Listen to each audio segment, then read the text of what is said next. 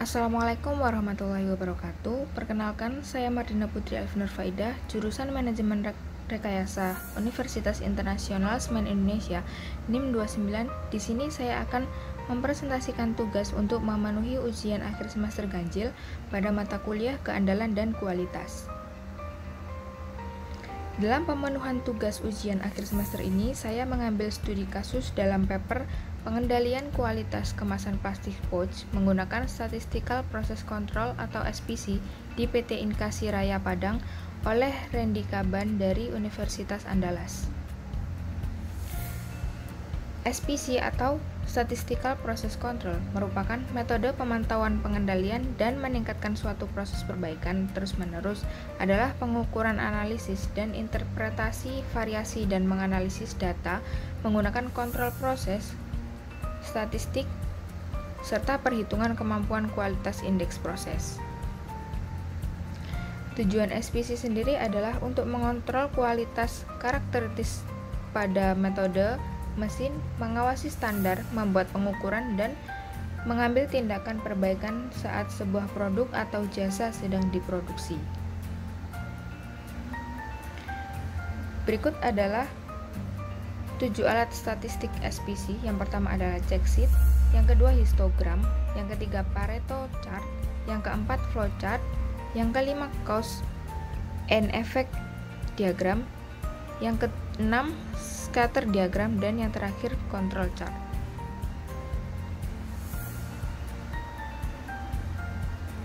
Tujuan dari pengendalian kualitas yang pertama adalah mengusahakan agar biaya desain dari produk dan proses dengan menggunakan kualitas produksi tertentu dapat menjadi sekecil mungkin. Yang kedua adalah mengusahakan agar biaya inspeksi dapat menjadi sekecil mungkin. Yang ketiga, agar barang hasil produksi dapat mencapai standar kualitas yang telah ditentukan. Dan yang terakhir adalah mengusahakan agar biaya produksi dapat menjadi serendah mungkin.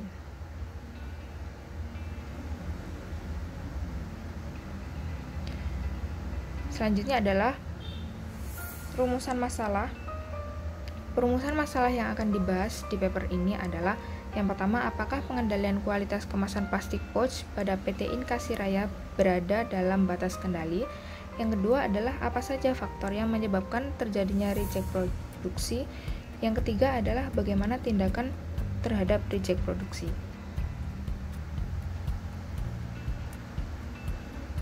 Berikut adalah flowchart dari metodologi penelitian paper ini. Yang pertama adalah memulai studi pendahuluan dan studi literatur, kemudian pengumpulan data, yaitu data sekunder dengan jumlah reject produksi dari bulan Januari 2013 sampai November 2013. Kemudian pengolahan data, yang pertama ada perhitungan LC, UCL, dan LCL. Yang kedua ada pembuatan peta kontrol, dan kemudian dilanjutkan pembuatan diagram sebab akibat, yaitu pembuatan diagram sebab akibat berdasarkan faktor-faktor penyebab terjadinya reject produksi. Selanjutnya adalah analisis diagram sebab akibat, yaitu melakukan analisis terhadap sebab dan akibat terjadinya reject produksi. Kemudian pembuatan peta kontrol usulan. Yang pertama adalah pembuangan data yang berada di luar batas kontrol. Yang kedua adalah pembuatan peta kontrol usulan, dan yang terakhir kesimpulan dan saran. Software yang saya gunakan untuk pengolahan data adalah Microsoft Excel. Berikut adalah pengolahan data dari produksi gurih 1 liter. Ini adalah tabel pengolahan data sehingga didapatkan nilai proporsi reject produksi, UCL, LCL, dan LC. Kemudian hasil peta kontrol adalah sebagai berikut. Dapat dilihat bahwa hanya bulan Agustus yang terdapat pada batas kontrol. Selanjutnya adalah pengolahan data pada produksi gurih 2 liter. Pada peta kendali tersebut dihasilkan bahwa bulan Agustus dan September yang terdapat batas kontrol.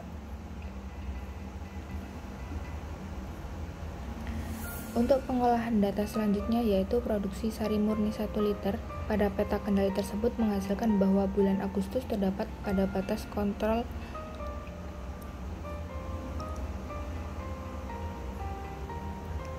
Berikutnya adalah pengolahan data terakhir, yaitu produksi sari murni 2 liter dengan hasil peta kendali bahwa bulan Mei dan Agustus terdapat pada batas kontrol. Kondisi 1 bulan atau 2 bulan yang berada pada peta kendali berulang terjadi.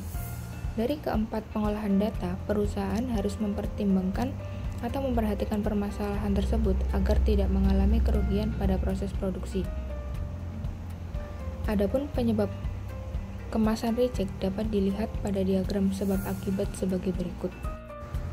Yang pertama adalah bahan. Bahan material yang digunakan terbuat dari plastik. Kesalahan produksi yang terjadi pada produksi tersebut menyebabkan ada sebagian plastik yang tidak memiliki ketebalan yang sama. Selain terjadi kerusakan pada proses pengemasan, kondisi plastik yang tidak sama tebal juga dapat rusak saat proses distribusi dilakukan. Yang kedua adalah mesin. Mesin yang digunakan dalam pengemasan ini adalah mesin rotary lipack. Perawatan berkala yang dilakukan hanya pembersihan mesin dan mesin tersebut akan terus digunakan sampai mesin tersebut rusak. Apabila karet vakum telah aus, gerakan karet tersebut dalam menangkap plastik pouch menjadi tidak stabil. Keadaan ini akan menyebabkan terjadinya ketidaksesuaian antara kerja vakum dengan rotary lipack sehingga kemasan pouch dapat rusak. Yang ketiga adalah manusia. Manusia dalam hal ini adalah operator yang ada dalam proses pengemasan tersebut. Operator sangat berperan penting. Apabila operator tidak bekerja dengan baik, hal ini akan mempengaruhi banyaknya kemasan rusak yang dihasilkan. Yang keempat yaitu lingkungan. Lingkungan juga mempengaruhi terjadinya adanya kemasan reject produksi. Ketika kemasan tersebut diangkut ke lantai pengemasan, kemasan tersebut biasanya diletakkan di tempat yang langsung terkena cahaya matahari. Kemasan yang terbuat dari plastik akan mengalami perubahan jika terkena sinar matahari secara terus-menerus. Dan yang terakhir adalah metode. Metode kurang berperan dalam kegiatan proses pengemasan perusahaan tersebut. Salah satunya adalah metode perawatan mesin. Perawatan mesin secara berkala tidak diterapkan dalam perusahaan ini. Metode ini merupakan salah satu metode yang cukup penting untuk menjaga performansi kinerja mesin tersebut. Kesimpulan dari paper ini adalah pengendalian kualitas pada perusahaan PT Inkasi Raya Edible Oils dengan metode statistical process control kurang baik. Dilihat dari peta kontrol yang telah dibuat, jumlah reject produksi tiap bulan mayoritas di luar batas kontrol. Berdasarkan analisis diagram sebab akibat, reject produksi disebabkan oleh beberapa faktor, yaitu faktor mesin, faktor manusia, faktor material, faktor lingkungan, dan faktor metode.